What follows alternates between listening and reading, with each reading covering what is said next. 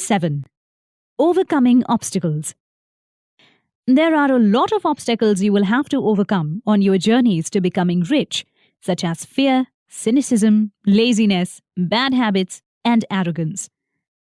Overcoming fear. No one likes losing money.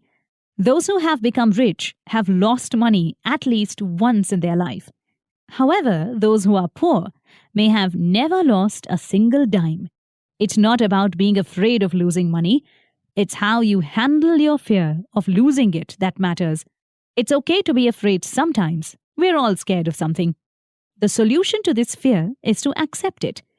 The fear of losing money is a phobia. When you start early, around 20 years old, you can take risks and lose money and have the time to recover it again. If you wait, the fear of losing money can grow.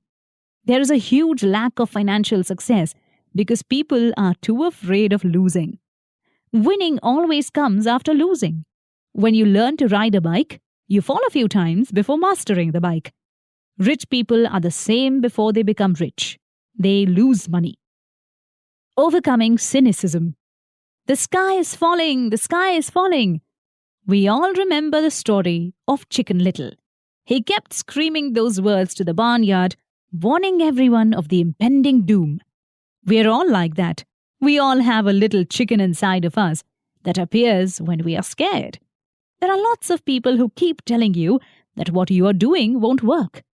They will say, if it was that easy, then how come no one else did it? They suck the energy out of you. It is important to avoid this kind of toxic behavior and take risks even when you're scared. Listening to those words of doubt, whether from your own mind or from other people, can cause you to get stuck in the same place they are. The real world is always expecting you to be rich. It's always giving you lots of chances. If you are too deep in self-doubt, you won't see those opportunities. Everything in life has risks, and playing it safe is also a risk. You will risk losing all the opportunities just because you doubted yourself. Move forward, take risks, and get rich. Overcoming laziness. The story of a businessman who worked too hard and lost his family is common. One day he comes home to find that his wife has taken their kids and moved out.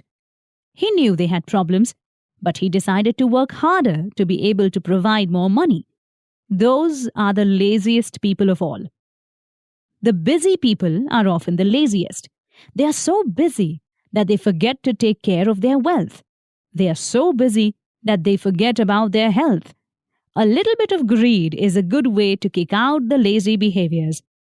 We were often told as kids that greed is a bad thing, but all of us have a little bit of greed inside of us. You have to keep that greed under control. Rich Dad hated the words, "I can't afford it." Poor Dad used to tell this to Robert all the time. Rich Dad believed that those words shut down children's brains. It guilt-tripped them out of being a little bit greedy. What Rich Dad used to say instead was, "How can I afford it?" This question can create a stronger mindset in children and help them think of ways to make money and get what they want. Overcoming bad habits. Rich Dad wanted to explain to young Robert how to get over bad habits. He asked him when Poor Dad paid his bills.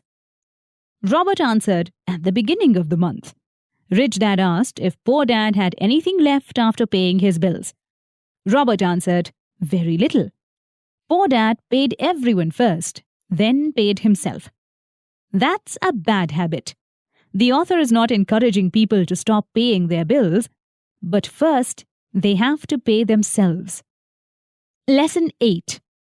Getting rich takes a lot of determination. You create your own opportunities. Schools teach us that you should not worry about your financial future because the government or the company we're working for is going to take care of that. This will not help children get ahead. The following are 10 steps to help you wake up the financial genius inside you. 1. The power of spirit is greater than reality. Robert knew someone who had dreams of being a part of the US Olympic team. She had to wake up every day at 4 in the morning and swim for 3 hours. She gave up her nights out with her friends and missed parties. When Robert asked her what was motivating her, she said she was doing it for herself and the people she loved. Love was fueling her. If you ask people if they want to be rich and be set free financially, their typical answer is yes. When they realize that it is harder than they thought, they lose their motivation. To have a purpose, tell yourself that you don't want to be poor, that you don't want to be an employee, that you don't want to be average. This will create your wants. I want to own my own company. I want to be an employer.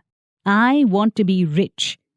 If these emotions are strong enough, then you can use them as fuel to reach your dreams.